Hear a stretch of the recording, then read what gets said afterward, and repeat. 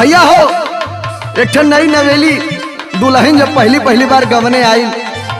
अच्छा गवने आई तो एक दिन अपने ननद के साथे बाजारे गई। अब बाजारे गई तो अपने पिछवाड़े थे दुकान देखल सोनारे के भैया, और दुकानी पे सुघर सुघर जेवर रहे भैया हो। और मन देखले के बाद तो ललचाई, कहले कि अपने सैया से हम जाई राती में ताज कहब कि ए रजाऊ आज हमके ई सामान चाहिए हो।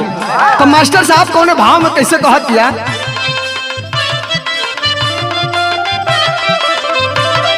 मोर पीछा वह सोनार के दुकानिया,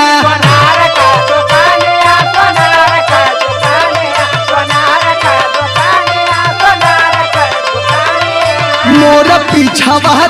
सोनार के दुकानिया।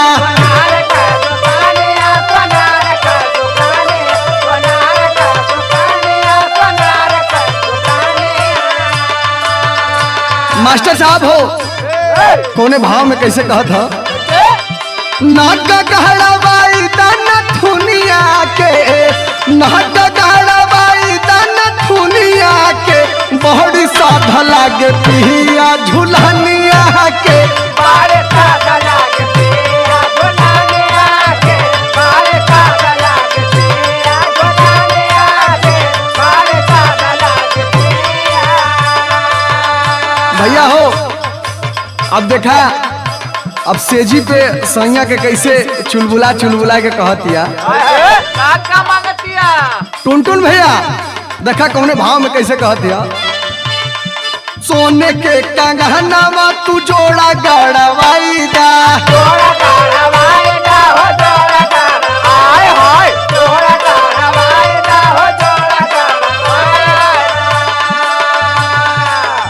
दूसर का फरमाइश का होकर पाँच भर के कहमर कर धानी बनवाई दा,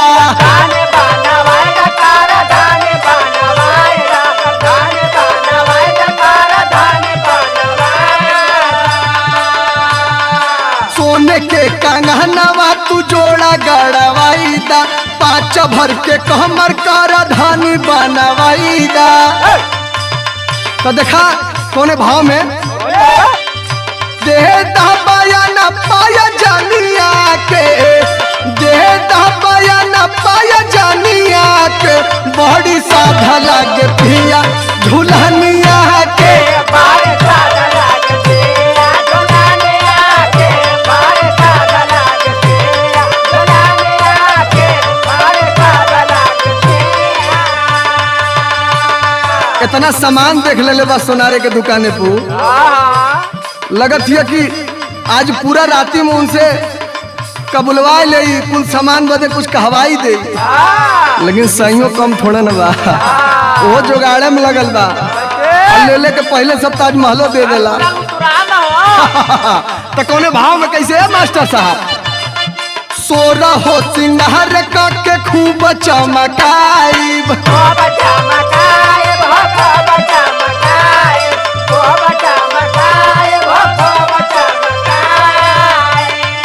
गोटी न पड़ोसिन के देखा झमकाइब,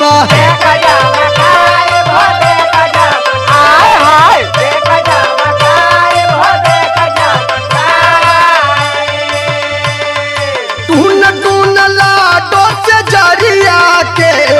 टून टून लाडो से जरिया के, बड़ी साधा लागे पिया झुलनिया के, बारे साधा लागे पिया झुलनिया के, बारे साधा लागे पिया झुलनिया के, बारे साधा लागे पिया।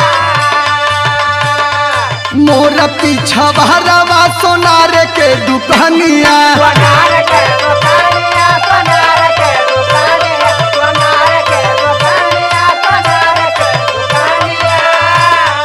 नागा गड़वाई दाना थुनिया के, नागा गड़वाई दाना थुनिया के, बड़ी साधा लागे पिया